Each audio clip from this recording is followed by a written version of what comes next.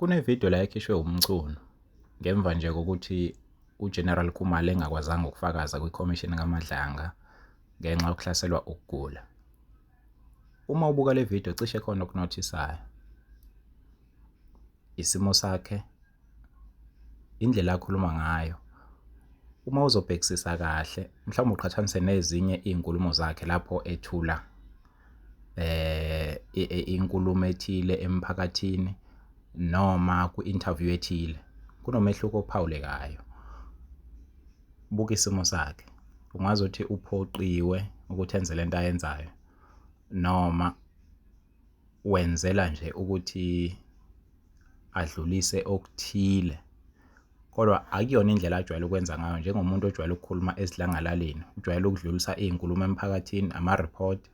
Siyamazi ukuthi ukwenza kanjani lokho. Uma sibuka le video ayikhombisa ukuthi umculo lento ayikhulumayo kwayena kuyakholelwa kuyona.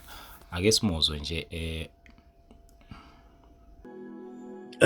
concrete situation on the ground.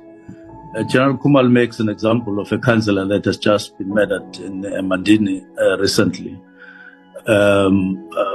It could be said it's political killing, but it could be said it's a pure crime. It's mad.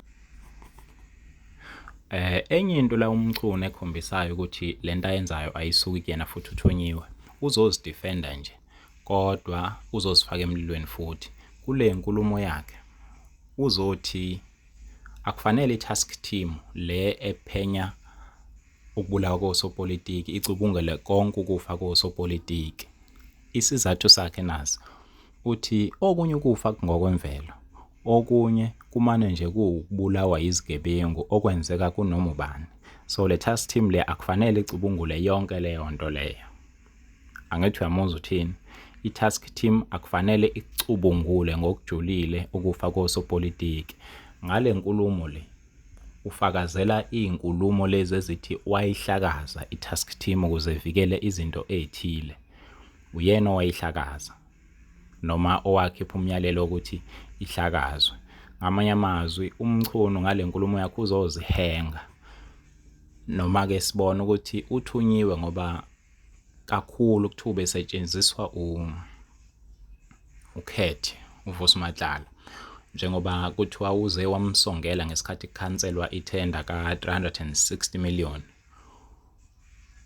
Waseke emfakela usongo. Lokhu kuwubufakazi uma sibuka indlela enza ngayo. Ngifuna ukukhombisa nje indlela umculo ajwayele ukukhuluma ngayo uma ngabe esesidlangalaleni. So sibhizike sizama ngamanye amazwi ukuthi noma kukhona izinkinga, ukubura ukuthi enye inkinga zethu amaphoyisa azigebengu ajoyine imgulukudu, ajika beyimgulukudu nawo kufanele ngabe alekelela umbuso ukuthi uchume usimame ekulweni nobugebengu bese kuba yibona njengoba sikhuluma ngontshontsho kwamadoketi, sikhuluma ngokudutshulwa ko-prosecute ubugebengu lobo obukhona kwesinye isikhathi ke likhuluma kanjalo-ke iqile lizikhothe emhlane. Cishe usuyabona manje ukuthi ngampela kwenzakalani. Leya video akuyena umculo loya, ivideo nje athunyiwe ukuthi ayenze ngenxa yezimo ezithile kuvikela okuthile. Kodwa ke sibuke ngoba nayo salindiwe usazofakaza lento ayikhulumile asethemba usazoyikhuluma.